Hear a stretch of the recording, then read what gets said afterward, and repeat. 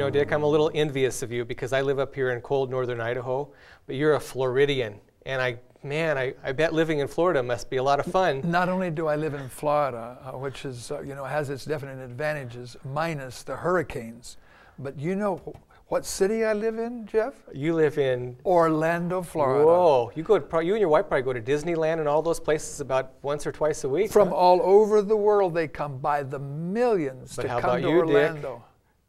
Dick? Now, listen.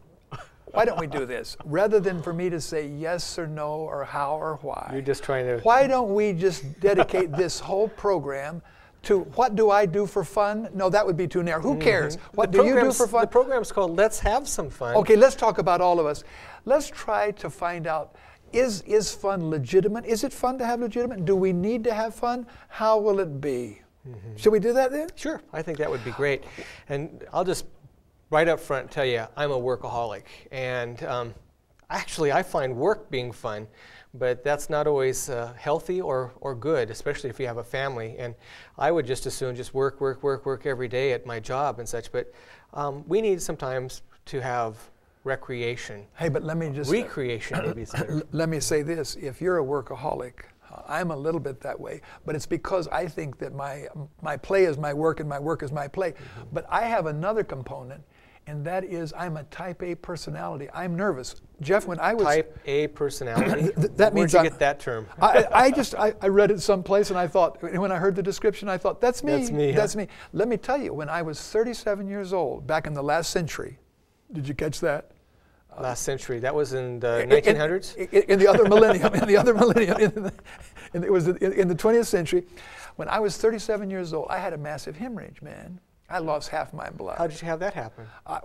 In other words, it's like nervous people have ulcers. Ulcers. You had an ulcer. I had a duodenal ulcer. Wow. And so you're saying to me, Dick, you know, I'm a workaholic. I'm saying I'm a nervous kind of person. And of course, when we have those kinds of combinations, then we come up with words like stress, burnout. Excessive compulsive. Excessive compulsive and all that. I want to get back to this type A thing. I don't know if I necessarily agree with the definition of type A, but what exactly is a type A person? I mean, you said that's me. Well, I think it's now the program is not about that, because maybe it's more about that than we realize. No, but all I'm saying is I didn't have time to look it up on Google. Okay. I think the type A's are nervous type of people. In other words, it's kind of like this. They're not laid back. One of the symptoms of a type A person is when they're sitting, their knee goes up and down really fast. That's probably you, which is what you're doing right now. Like exactly, this, exactly. And talking really fast. I think you're welcome to the club. Welcome to the club. And when I was in the first grade of grade school, I had a bleeding stomach ulcer.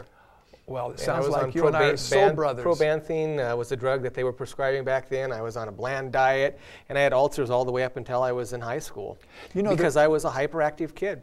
You know, there's a word that we've heard in the last who knows how many years, but it wasn't all my life.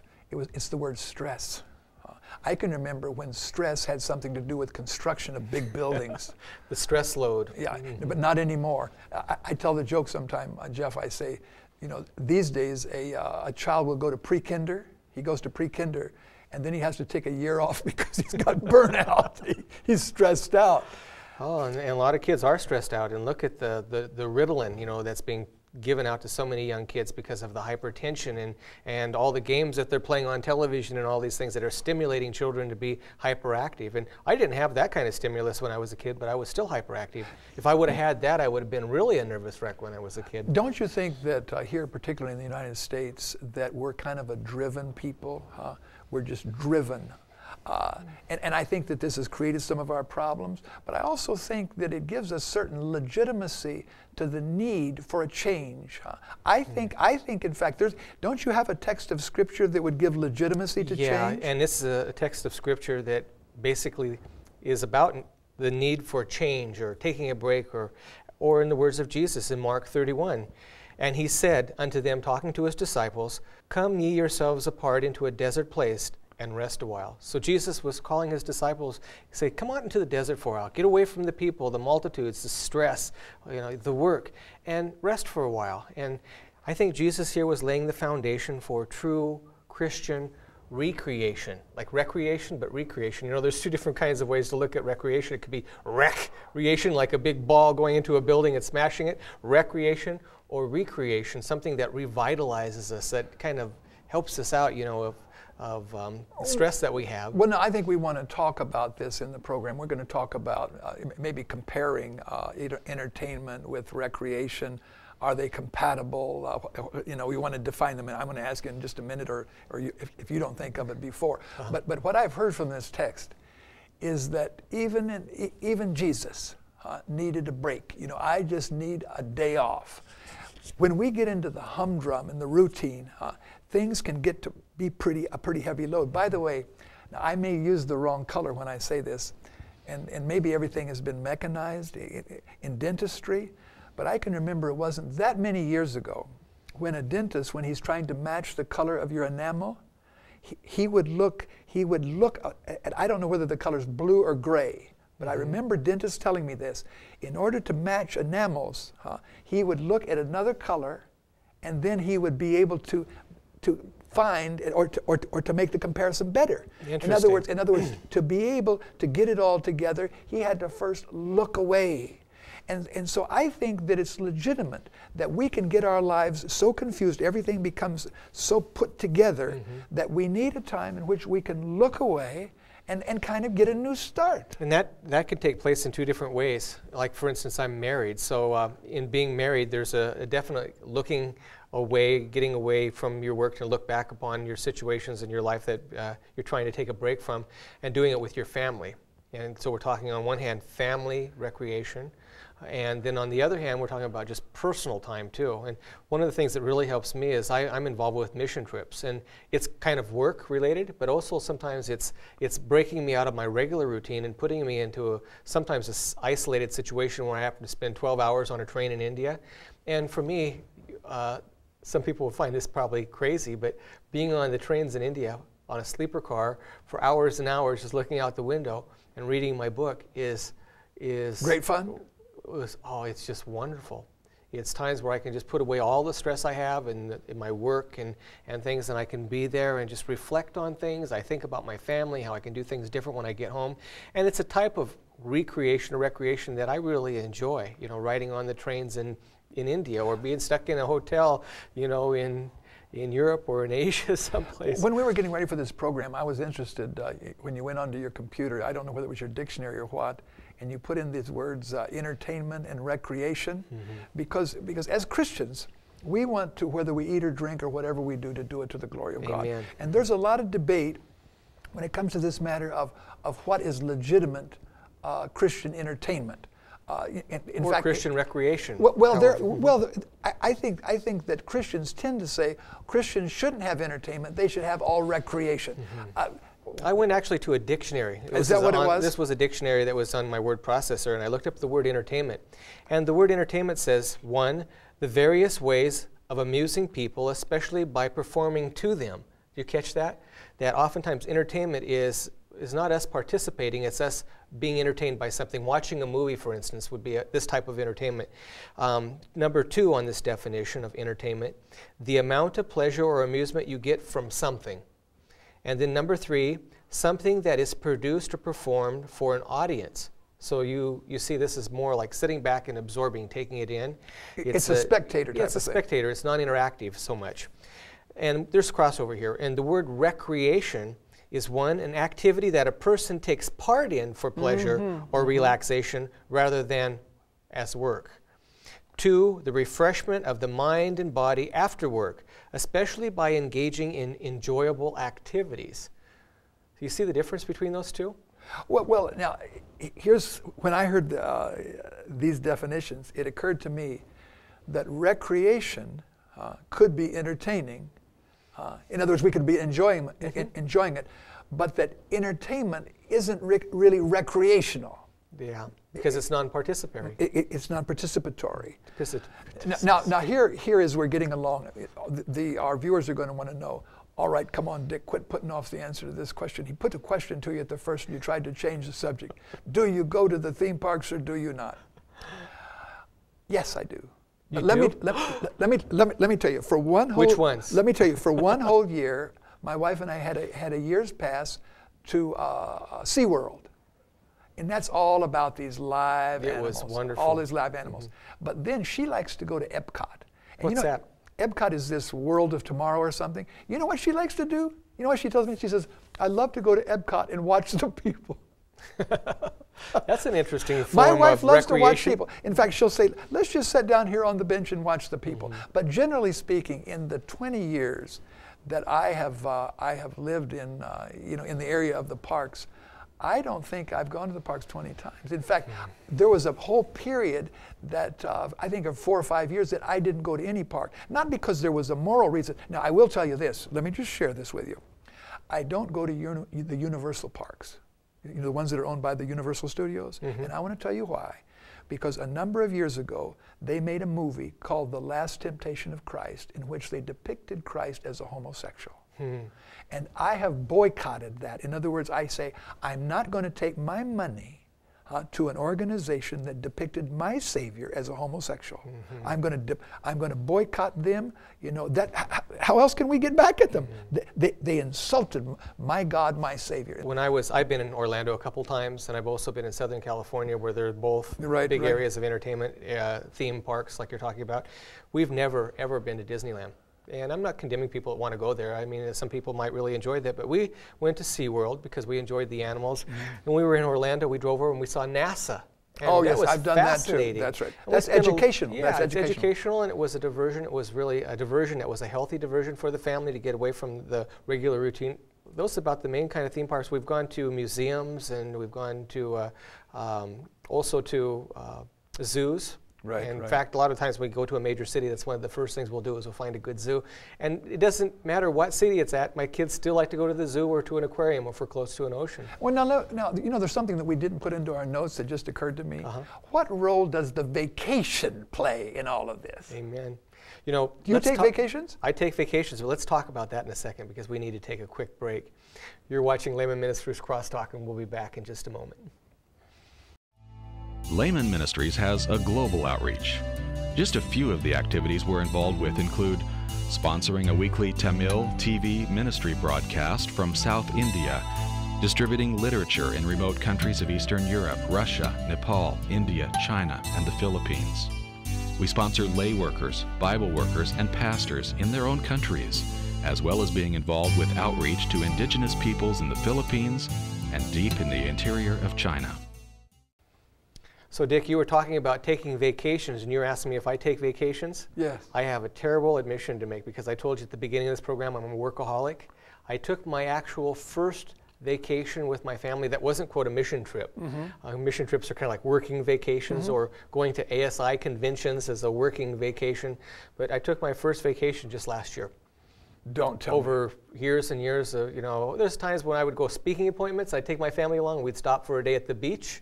But almost all my life, I'm guilty of not taking vacations because I can't stop working. And I've just, in my older age, getting a little gray hair up here, and my wisdom maybe that God is giving me, I'm starting to stop and follow the words of Jesus to come apart and rest a while, and doing it with my family. And if you hadn't just said that, I was going to say that before the break, I think Jesus gives legitimacy to coming apart. In other words, if we just, keep our nose to the grindstone, we can burn out. Life can become really boring. We need to come apart and rest a while. Now, talking about vacations, when you get where you have grandchildren, and you're going to like that day, by the way. Sometimes I say to these parents who have grown children, who haven't given them grandchildren yet, I say, if you're married children, haven't given you grandchildren yet, call them to you and say, I've spent a lot of money raising you. I want you to pay me back with, with a grandchild. But anyway, I was going to say that for those of us who have grandchildren, and I don't, unless I'm the only one, we tend to have our vacations be going out to visit our children. And that's really fun. Very nice. It's a change, it's a rest, and it's really fun to be with the grandchildren. We live, as we're talking about entertainment, we live in an entertainment-driven society. And so while we recognize the words of Jesus of trying to find wholesome recreation to do with our families, on the other hand, we live in a society where a lot of people To them, life is about entertainment. It's about amusement. It's about somehow maybe escaping the realities or the problems. My daughter, I think, told me, she said some of the things that the young people do is like taking another drug. It's whether it's drinking or using marijuana or whatever, or just going out and going dancing and stuff. It's escape from accountability and reality. What do you think about that? Well, I think this is important because it seems to me that when Jesus was talking about coming apart and resting a while, it was to be able to prepare to face reality. It wasn't to drop out. In fact, when Jesus would go apart to rest a while, there'd be some new things. This is a key point, what you're saying here, is that really that in pulling apart from our regular routine is to get refreshed and refocused so that we can go back into our regular routine and do a better job for where we were maybe lagging a little bit, or we were becoming tired or inefficient. It brings up inefficiencies. See, this is something that's really critical, because it seems that the generation that we live in, its reality is its entertainment. In other words, real life. I've used this illustration sometimes. A man sometimes is more interested in the football game than he is if his marriage endures, and so to him, he doesn't know whether his life is real or on video. And this is the problem. It's that our lives, because of this lust for entertainment, have become kind of a video, a fantasy. And so what should have renewed us becomes, like you say, kind of a drug. We drop out. It would be like what must have been a weekend drunk for somebody. Sometimes it's very selfishly oriented because of the fact, this is a good example of what you just used. A man who every evening comes home and he just glues it, or a wife comes home and just plants herself in front of a TV set, and on the weekends in front of a TV set, and they have children at home. And their kids are just begging to want to go do something. And people wonder why families are falling apart the way they are. It's because of not looking for sound, legitimate forms of recreation to be able to do with their families. I know when I first became a Christian, I thought that all recreation, all entertainment was sinful. And so I wouldn't go do things like go boating. I wouldn't go skiing. Oh, skiing is a terrible thing, Dick. I used to think, I thought, to go up there and there's all those college students that are drinking alcohol up there. I had this, I'd never been to a ski resort, but I had this idea from movies, that it's just a big party scene. Oh, no. And then my wife talked me into several years ago and going skiing with the family. And we went up on like a Wednesday afternoon up onto this ski resort that's just not far from our home here. And I'm sitting up on top of this mountain with my son and my daughter, and we're sitting there taking a breather before we go down some runs, and there's hardly anybody up there, and I'm just looking at miles and miles of beautiful mountaintops and breathing fresh air and looking at all this beautiful snow-laden trees and blue skies, and I thought to myself, why didn't I do this years ago? Wonderful. And I'm doing something with my family. I'm getting away from work and I'm doing something with my family, and it's good exercise, fresh air. And we became addicted to it. I mean, of course, it's kind of spendy, so you have to be careful that you don't spend too much money. Yeah, but we live close by and we get season passes, and it's really a nice thing to be doing together. Jeff, it occurred to me, again, referring back to what Jesus said, you've got to come apart and rest a while. Some people think that they have to stay in bed all day Sabbath and not go to church because they've got to get rest. You know what I tell them? If you stay in bed all day Sabbath, what you're really doing is compounding your problem, because that means that you work Friday, you sleep all day Sabbath, and then it comes landing on your head again on Sunday. And so really, I guess what we're trying to say is that even going to church can be spiritual recreation, because it's building us spiritually. It's diverting us from the routine of the week. I think I've just said something profound. Going to church, recreation? Why not? Yeah, spiritual rebuilding, renewal. Yeah. And not all work. It said in the definition here that it's a relaxation rather than work, but sometimes a different type of work than the work that you normally do can be a form of recreation. I was thinking, going back to what we were saying at the very first about the tendency some of us have to be kind of overdo things, to be workaholics or type A personalities or real nervous. We've got to be careful that we don't become, and I think the word they use for it is obsessive compulsive. Now that's me. Let me explain. Let me explain my own life. For a while, I had a hobby, and it was African violets. Now, a sensible person would have 5 or 6 African violets. Not me. Room full. African violets as far as the eye could see. I went into orchids, Jeff.